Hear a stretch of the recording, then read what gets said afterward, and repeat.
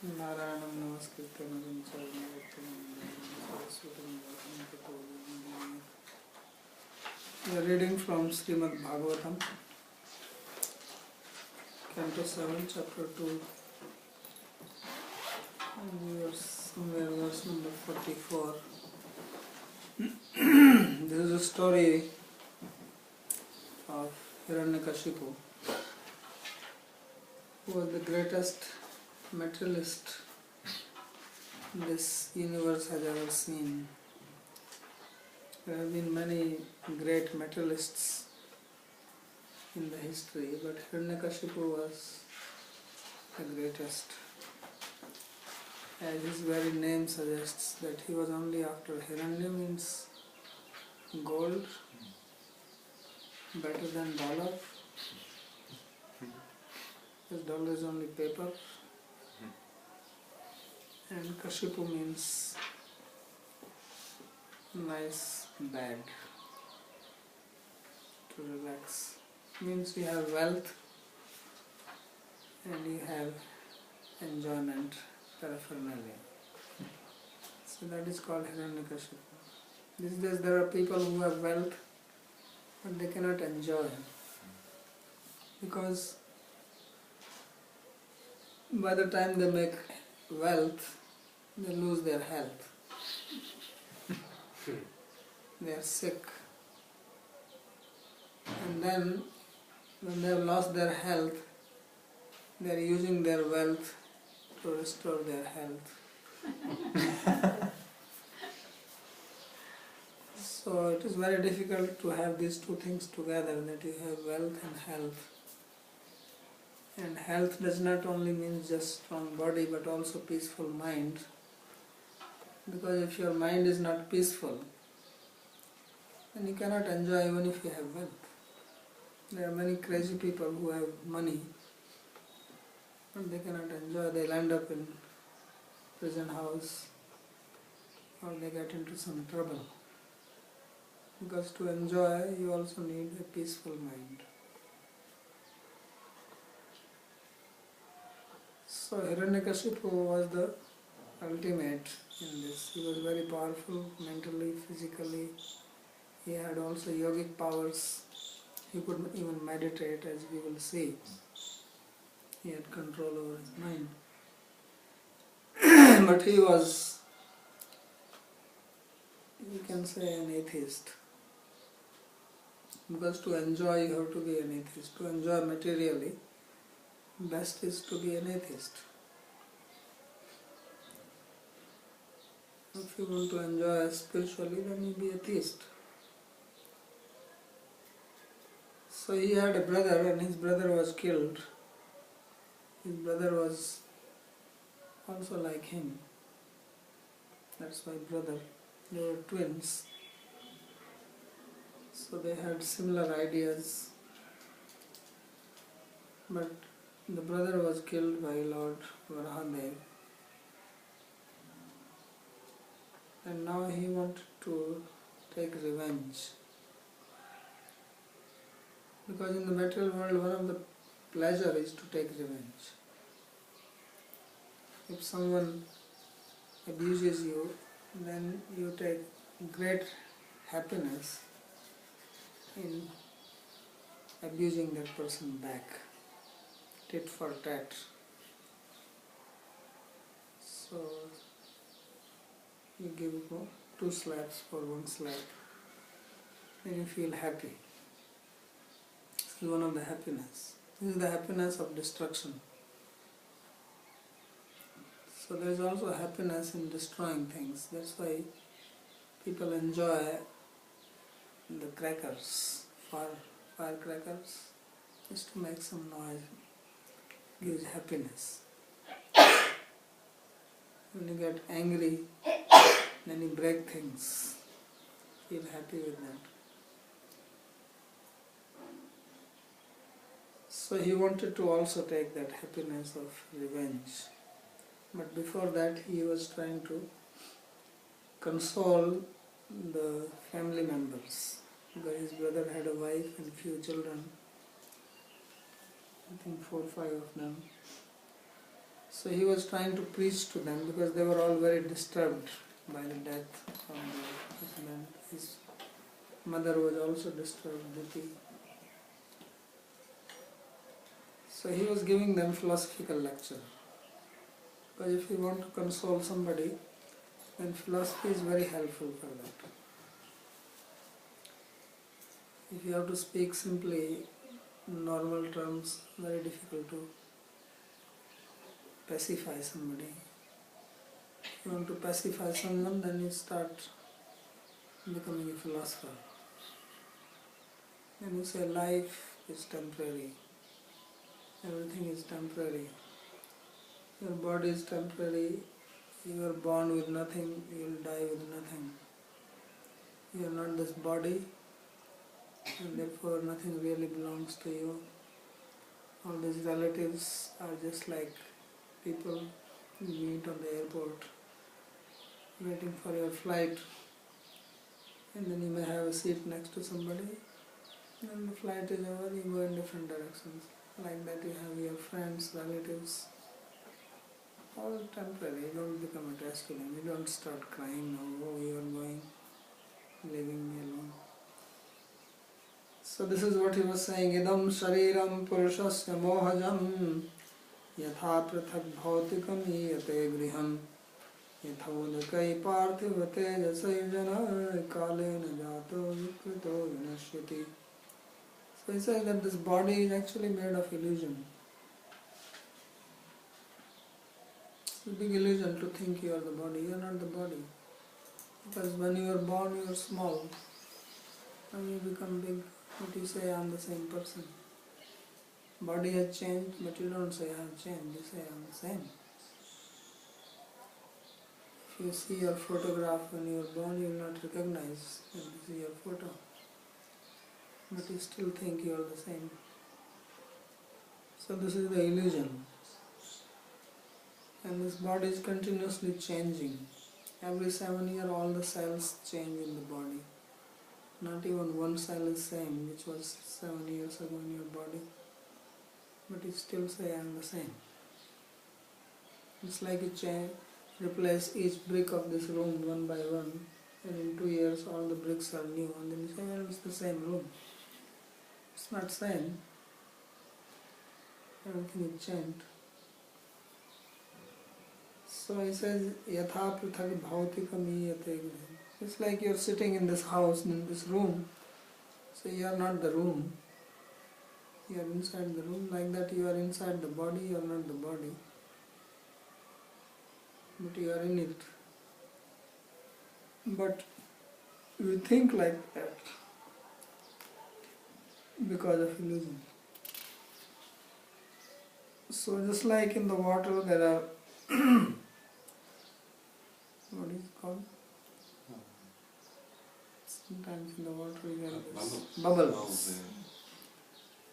So like the bubble,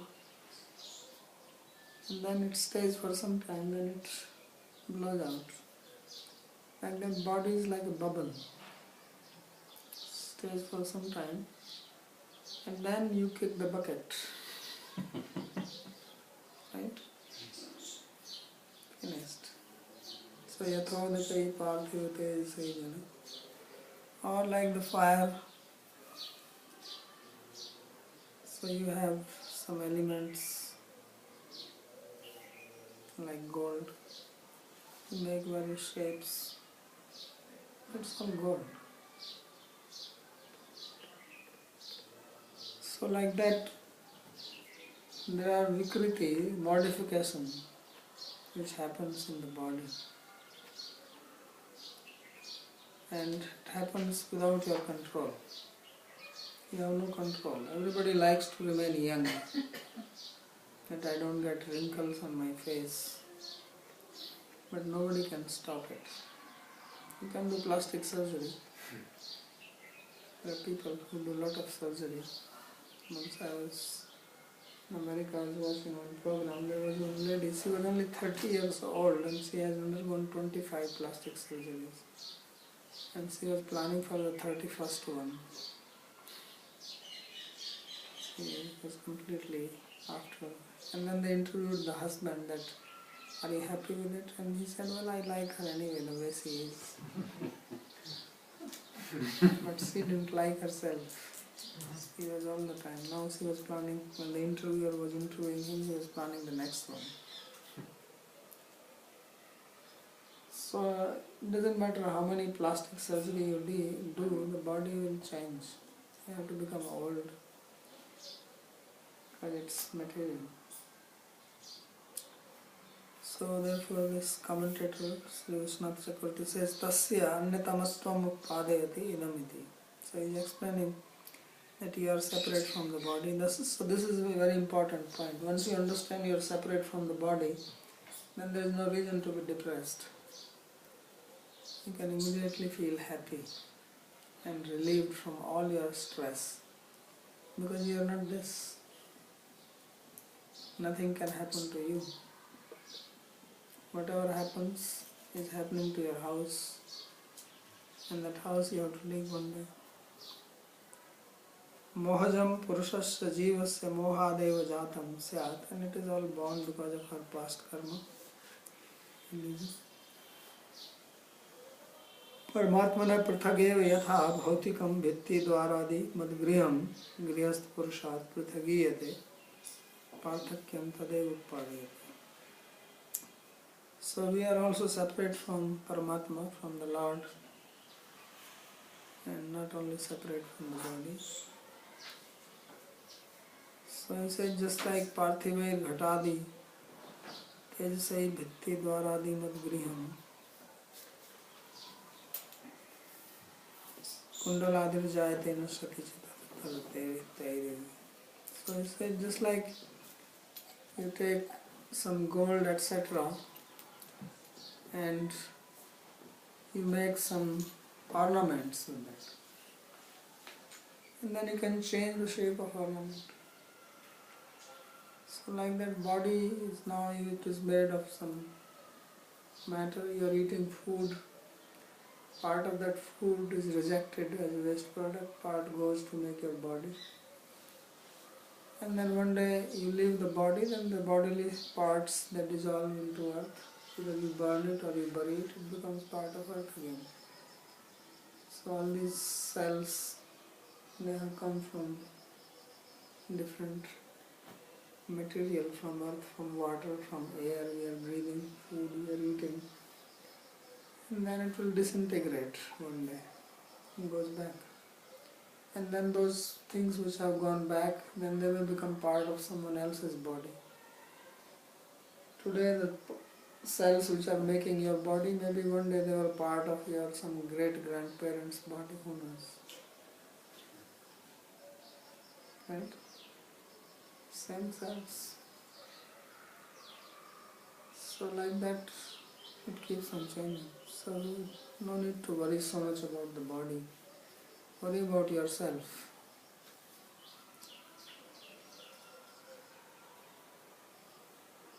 So deha eva vikritaha parinata san vinashyati natu atma. So it is only the body which gets destroyed, not the atma. Atma is eternal. Atma is neither male nor female. So you may now speak about females and their problems, but you are not a female. You may have a seminar. What is it called? Discover your spiritual feminine self. So discover your spiritual feminine self, but actually you are not feminine.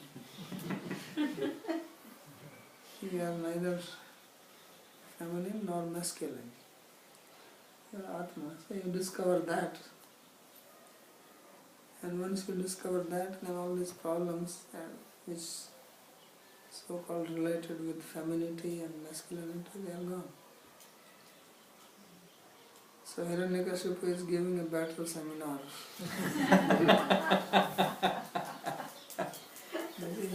He is a demon, but he knows. Yatha nalo dayu subhinnayate yatha nilo deha gata prithak stitaha yatha nabha sarvagatan sajjate tatha praman sarvagunashadaya paraha. So just like in the wood you have fire, but you don't see it unless you burn the wood. Right? So fire is there in the wood, but you don't see.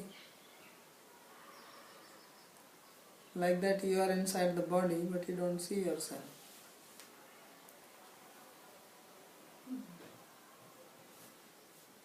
And in the same way there is air in the body which makes this function.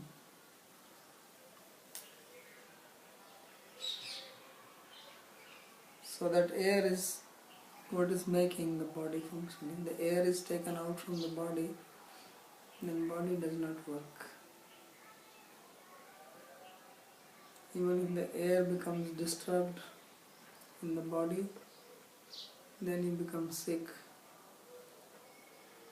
If you are hungry and you don't eat, then the air goes into your brain, you get headache. Then you cannot think, you get very angry. Just air actually. If the air goes into your stomach and does not come out, you cannot sleep. And if air goes into your joints, then you get joint pain. So air causes so many, but the air is different from the body. And when you die, what happens is that the air leaves prana. Prana leaves the body, then you will die.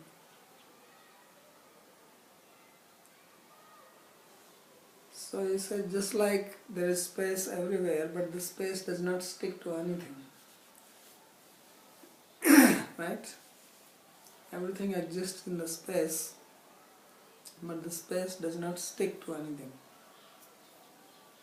You can move things in space, the space does not move when you move things. When you move, the space is not moving.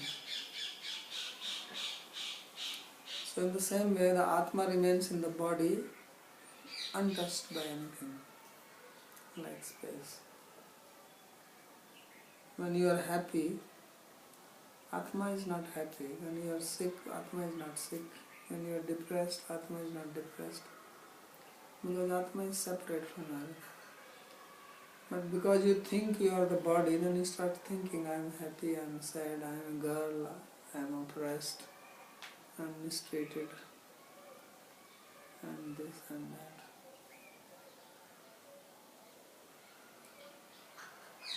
So just like if the space start thinking that I am this room. Room means what? Space, isn't it? That's why you say that there is not enough room here. Right? Room means space. So this is space. But now suppose the space starts thinking I am this room, then the space which is unlimited and everywhere will become conditioned by this thought that I am this little place here.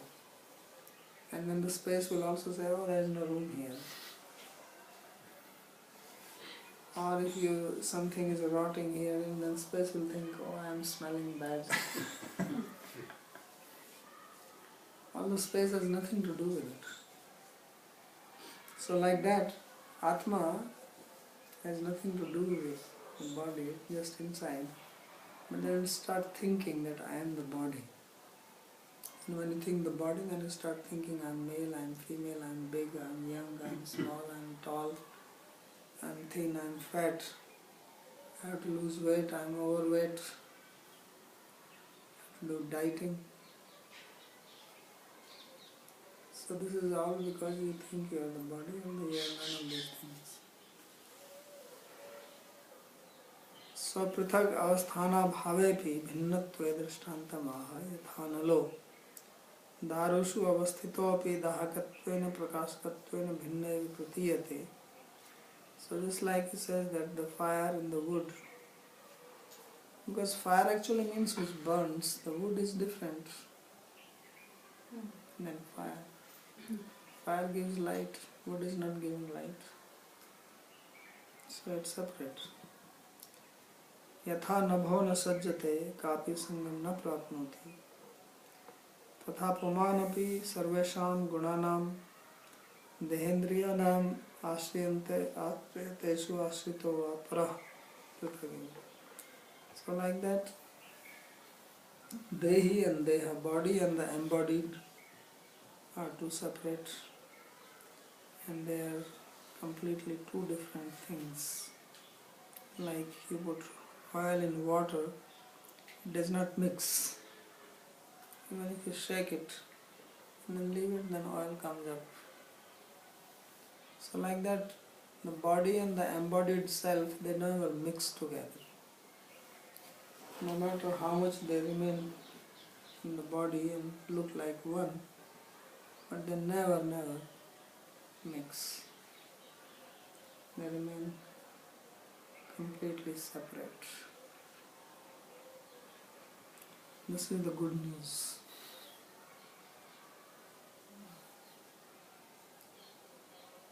अतस्तेन परमेश्वरेण उपेक्षितम् इमं स्वकर्मवशान् मृतं पतिं कथं नापेक्षते भाव. So he was actually telling them a story, if you remember, that there was a king whose name was Suyagya, and he was on the battlefield. He fought, but then he died. And then his wives, they came and they were lamenting and seeing the dead body of their husband. And then Yamaraj, the Lord of Death, takes the form of a young boy, and he came and he was speaking to them, and he was saying, look, I'm a young fellow and you are all grown up, but looks like you are more stupid than me, because you are crying for some dead thing. Even I understand this simple thing. So then everybody started listening to his class. If some grown-up person speaks, people don't take so much interest. If a small boy starts speaking, then everybody listens what he is saying. So that's what happened. So then he says that he is now not taken care by Parmeshwar, by the Lord, and he has died because of his own karma. So we take birth and we die by the law of karma. And there is nothing you can do about that.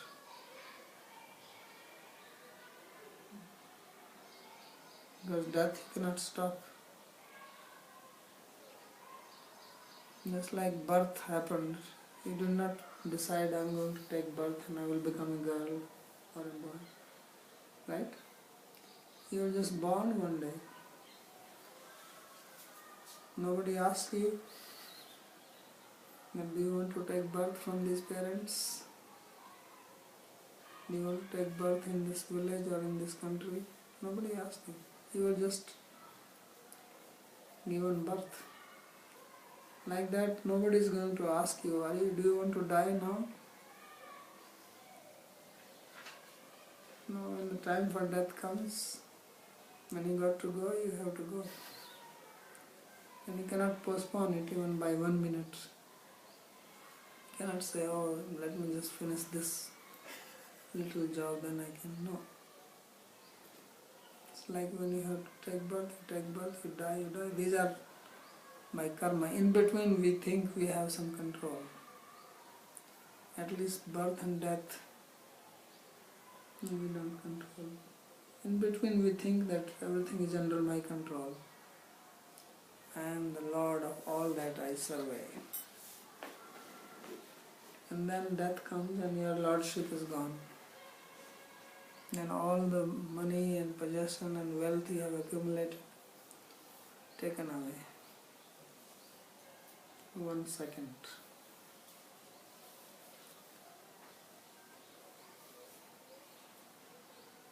Then he says, Suyagyo nanu vayam shete mudhaya anushochitha yashotayo nuvaktaya sanadursheta karijit. So he says that your wailing and mourning and crying for your husband called Suyagya.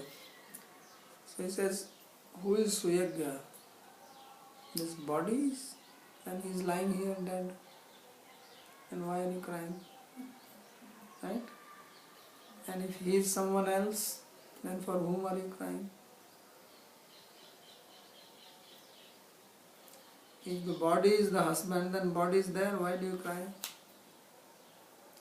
And if body is not the husband, then you never saw him, then why do you cry?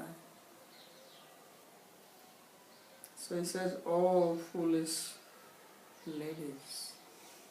He's calling them Mudha.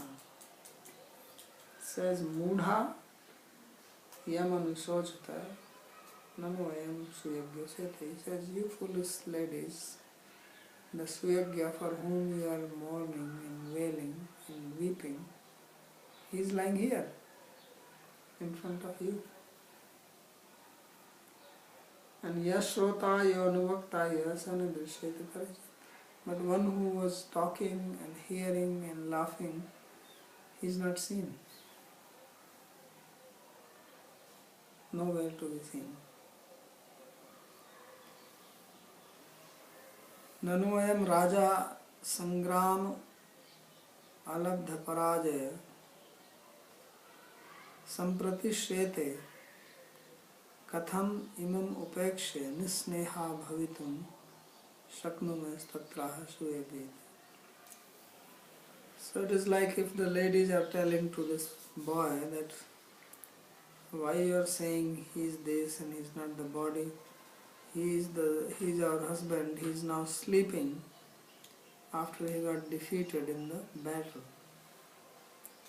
So how can you say that we do not mourn for him and become completely hard-hearted? If someone is sick and you don't go and visit the sick person and speak little like grave words, or somebody dies in the family, then you have to go and also speak in a very grave manner, although you may not feel like that. And if the women are visiting, then generally they cry, at least in India. I don't know about the West. In India, someone dies in the family, the ladies cry. And even the neighbor ladies come, they will also start crying. Sometimes they are making a show. They don't really cry, but they just show as if they are crying. So that is to show that we had some affection for this person. Otherwise the dead person will also feel sad that nobody is crying for me. Isn't it? Sometimes people feel happy to hear that when you leave, then they say, oh, everybody is missing you. And they feel very happy, everybody misses me. And if you say, no one is missing you here, then you think like you have no importance. So like that, the person who dies, he hangs around for some time to see how many people are going to cry. So he feels happy when there are many people crying. He thinks, look, when my neighbor died, only 3 people were crying. Now I am dead. There are 10 people crying. So it's important to cry. So therefore they are saying that if we don't cry, that is like we have no affection for him, nisneha. That will be like very dry. So you have to make it wet with your tears.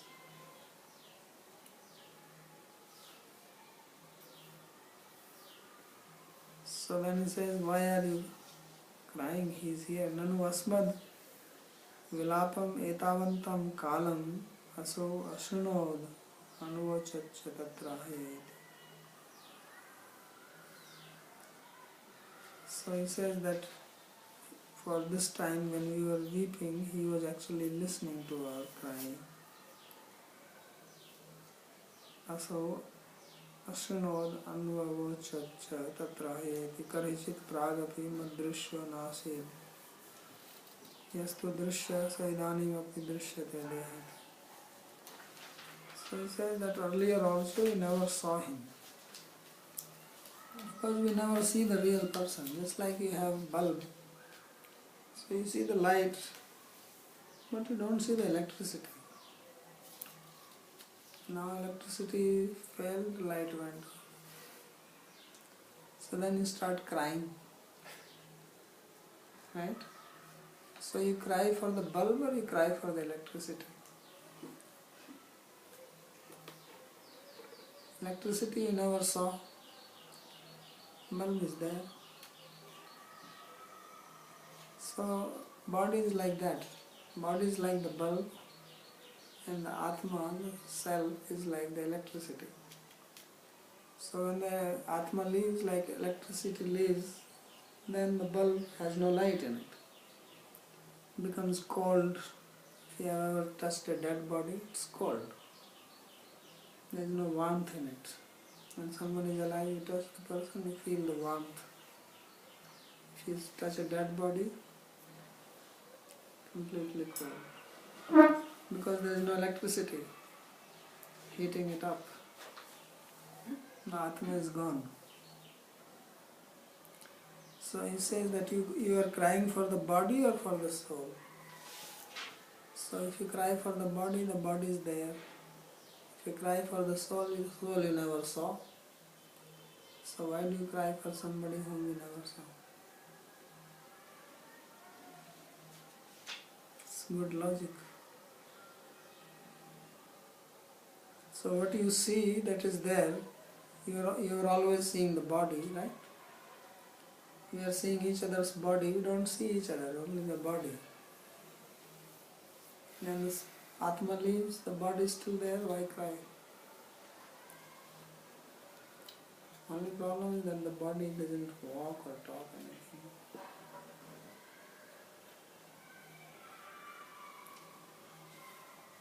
Na shrota nanu bhaktayam mukhyopyatra mahanasu yastu hendriyavanatma sajanya pranadehayo.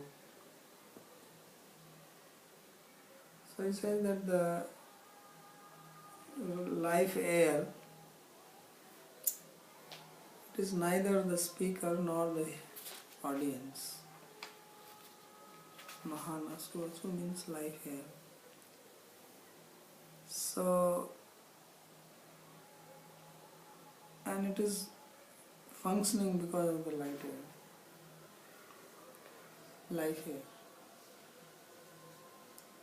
So usually that's what we say, that the life air has left, pran nikal gaya, someone died.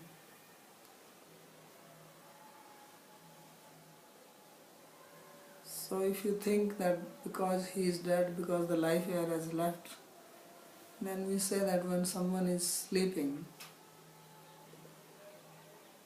and he is in deep sleep, the life air is still there, he is breathing, but he doesn't talk, then you don't cry for him.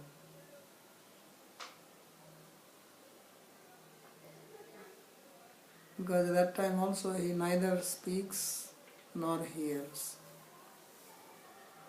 One may say, well, because life air has left, therefore this person is neither speaking nor talking nor listening. If the life air was there, then he would hear. So they are saying, well, there is life air when someone is in deep sleep, but still he doesn't hear. You call, you can talk next to him, he does not listen. Nor he speaks, unless there are some people who murmur in their dreams, or some people they walk while sleeping. But usually nothing like that. So he says, therefore, although the body functions because of the Mahaprana, Mahanasu, but it is not the life air which talks or hears, because that is also inert. It is only the self which is separate from the body and separate from life here. And that self you never see. So no need to mourn for that.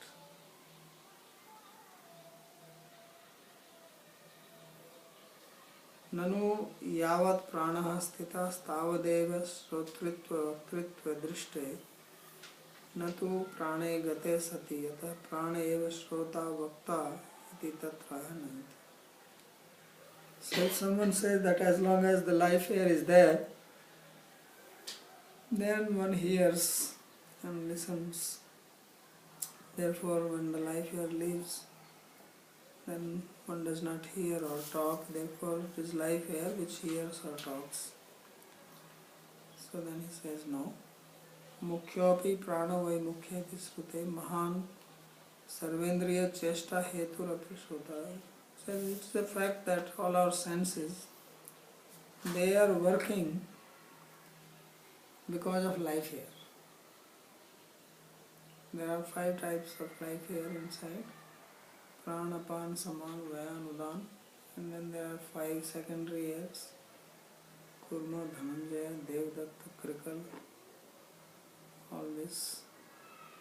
So various activities: speaking, closing your eyes, sneezing, swallowing things, walking, talking, movement in the body, they are all happening because of these life airs. But still life air is not the one who is listening and talking. So that is different from body. So Atma is not life air, that is different. Can I ask a question now? Yes. Just mentioned about in deep sleep, there is no connection with the senses, right? Yes. And now you're speaking about the life airs. The presence of the life airs enables the senses to function, right? Yes.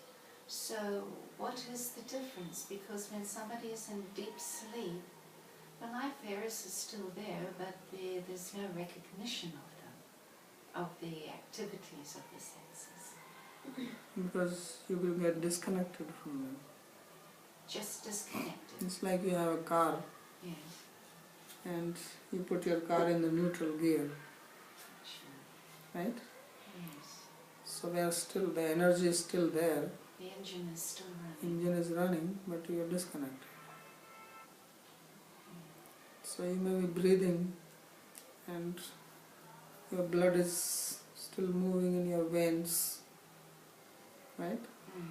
And your food may be still getting digested but at a lower rate. Your hair is still growing even when you sleep, right? Yeah. But you are not conscious of these things, conscious of your mind or your senses, because you get into neutral gear.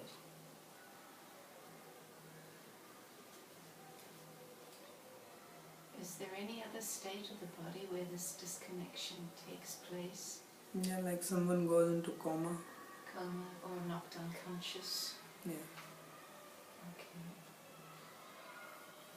So sleep is a natural function of nature which happens, and that is unnatural. Because when there is too much pain in the body, then there is an automatic system that you get disconnected so that you don't feel the pain. Because body has a limit up to which it can take the pain or pleasure also. If you become too much happy, then also you can become unconscious. So it has its limits, how much it can take. Beyond that it cannot take, so there is arrangement that it goes, it pulls its consciousness. So the senses are still hearing. Well, hearing, there is no one who can hear. Yeah, that's what I'm saying. The ears are still ready to work. The sound is still there. Sound is still hitting, but there is no one perceiving There's no it. one who's there. That's very okay.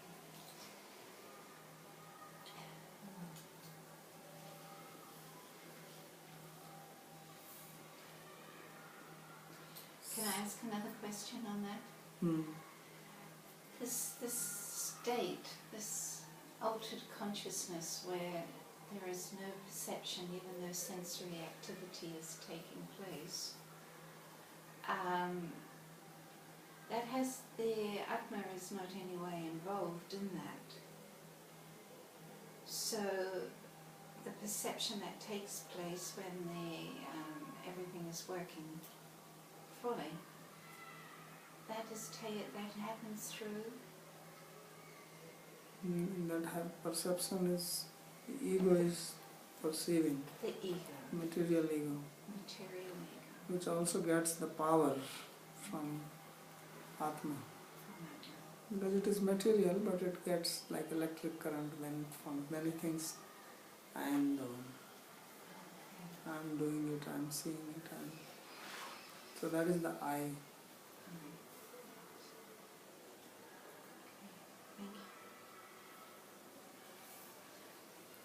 So Mahan Sarvendriya Chesta Heturapi na Shrota. That although this prana is very great and it is the cause behind all the functions of the senses, but still it is not the agent of listening. It is not the I. Vakta cha acetanatvat iti bhava. Nor is the speaker, because it is also inert. Kastar hi shrota vakta cha tatra yastu hi indriyavan dehendriyadi matvena pratiti atma jivas. So then who is the speaker, who is the listener, who is the audience? So it is the jiva who is identifying with this body and mind and senses. So it's actually a conditioned self. The self who is conditioned by this, and then that conditioned self identifies with the material ego, and that's where the sensations happen. Sacha pran dehayo pran dehendriyadi bhyanyeva chetana. And he is different from pran, body, etc. So we will stop here for today.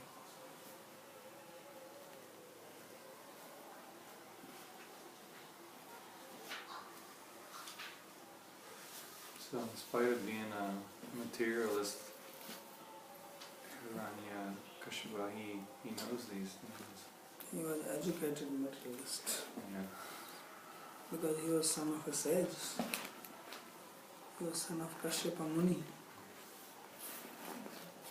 Very high birth. Kashyapa that we read about in Canto 6?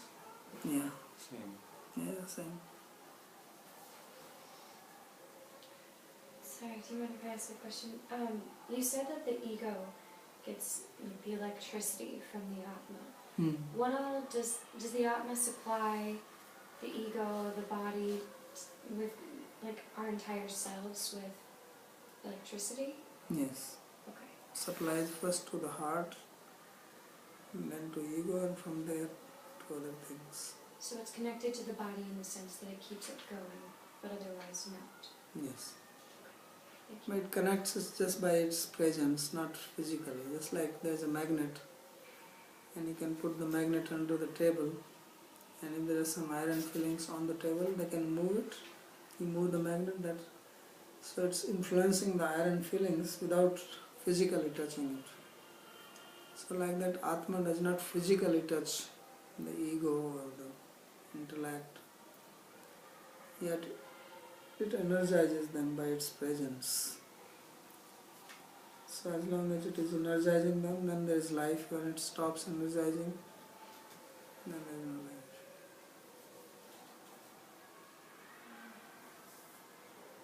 the ego.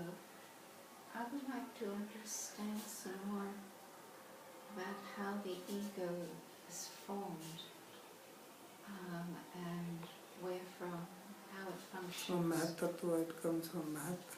The Mahatattva, that's right. And Mahat Tattva comes from Prakriti.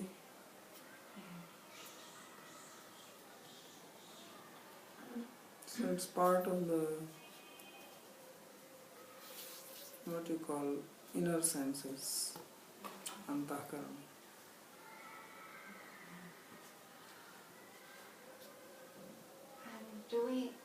Is there an actually identification with the ego? Is there something else identifying with the ego? Because sometimes we can look and say, oh, that's just my ego, I'll ignore it. No, because you have your real ego. The Atma has its own I, Yeah. and that I superimposes onto the material I. So that's why you say, I do it, I did this, I did that. So these two I's function together without knowing the distinction of each other. They like get fused. Without knowing the distinction. That's why we are in avidya. That's the illusion. So that's why, although it is the senses and hands and body and legs which are doing the work, but you say, I did it. Yes, yes.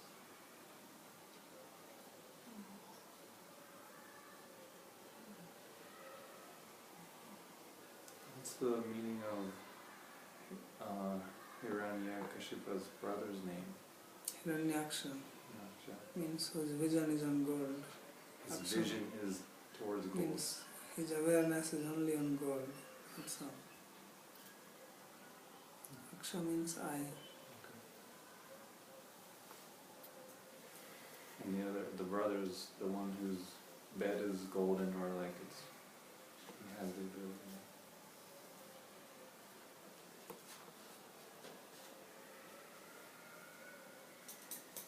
ठीक है